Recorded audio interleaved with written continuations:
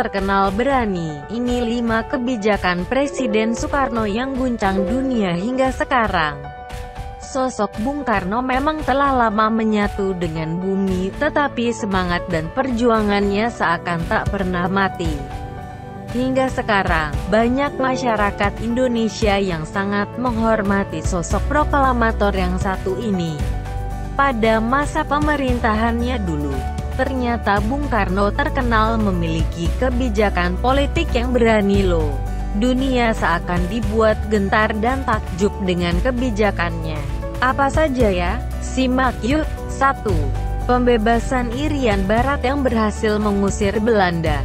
Berlarutnya masalah penyerahan Irian Barat sejak penyerahan kedaulatan membuat Presiden Soekarno geram. Tak ayal, setelah jalur diplomasi gagal, Presiden Soekarno pun menyiapkan langkah konfrontasi total, baik bidang politik, ekonomi maupun militer.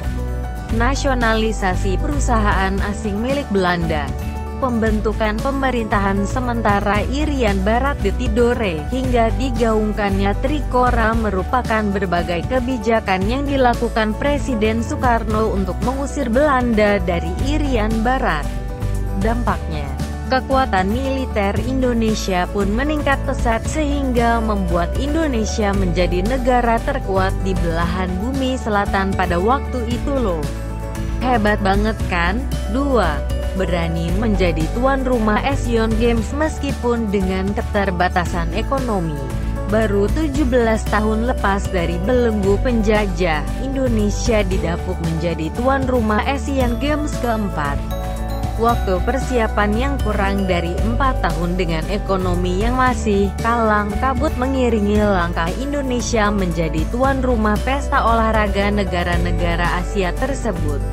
Meskipun demikian, Bung Karno beralasan bagi Indonesia yang baru 17 tahun merdeka, menjadi tuan rumah Asian Games bukan sekadar tuan rumah biasa, tetapi sebagai suatu tahap untuk mengubah mental bangsa Indonesia.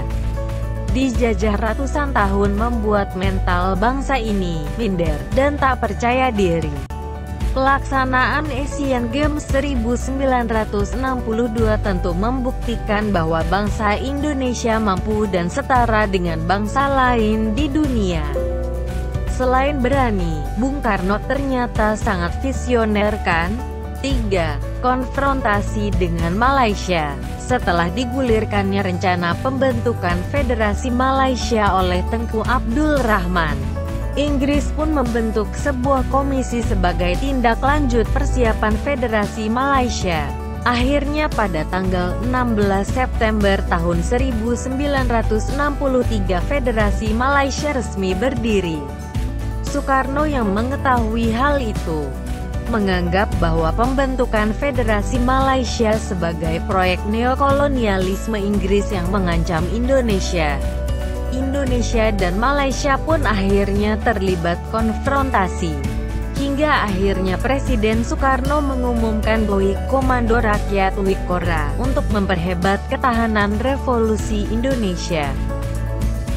4. Di bawah kepemimpinannya, Indonesia menjadi satu-satunya negara yang pernah keluar dari PBB. Di bawah kepemimpinan Bung Karno, Indonesia ternyata pernah keluar dari PBB. Hal ini tak terlepas dari adanya konfrontasi dengan Malaysia.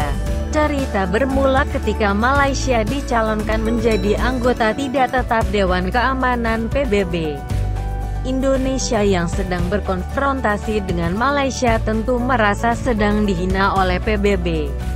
Ide tersebut kemudian ditanggapi Presiden Soekarno melalui pidatonya di hadapan Majelis Umum PBB pada tanggal 31 Desember tahun 1964. Ia menuntut agar PBB dirombak karena menurutnya PBB adalah cerminan keadaan dunia tahun 1945.